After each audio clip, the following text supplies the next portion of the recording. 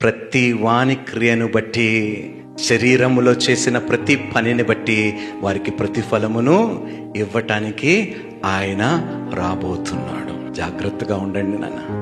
మీరు శరీరములో చేసిన పాపములు ఇప్పుడే ఒప్పుకొని పశ్చాత్తాపము నుండి అది విడిచిపెట్టకపోతే తీర్పు దినము నాడు తప్పించుకునే అవకాశము, క్షమాపణ పొందుకునే అవకాశము, దయా దాక్షిణ్యము పొందుకునే అవకాశము మనకి ఉండనే ఉండదు.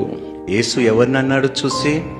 అద్భుతాలు చేసిన వారిని, స్వస్థతలు చేసిన వారిని, దెయ్యములు ఎల్లగొట్టిన వారిని ఆయన సన్నిధికి వచ్చినప్పుడు మీరు ఎవరో నేను ఎరుగను, అక్రమము చేసేవారులారా మీరు ఎవరో.